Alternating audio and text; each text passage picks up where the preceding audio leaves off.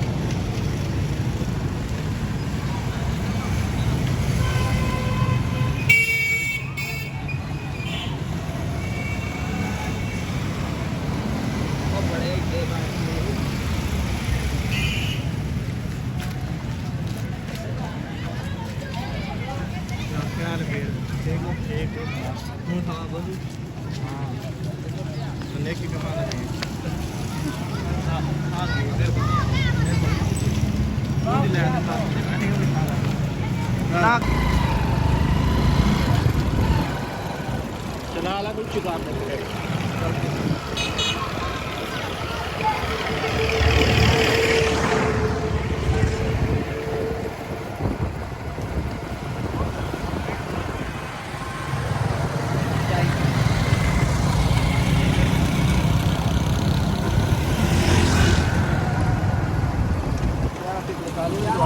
या मोहम्मद या।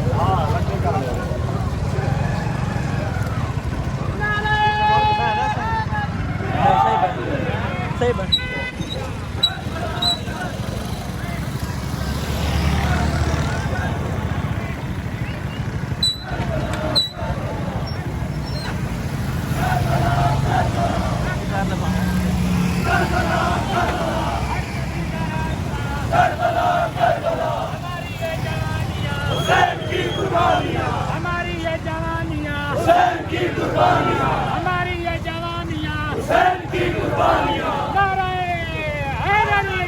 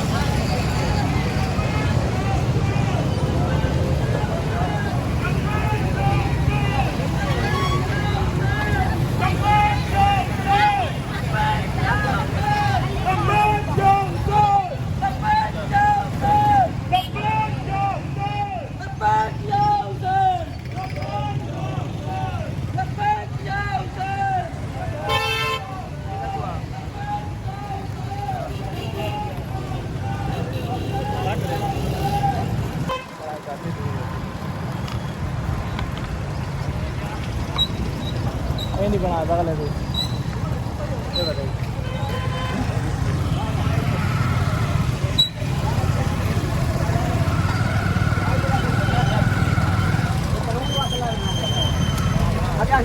बनवा काट लिए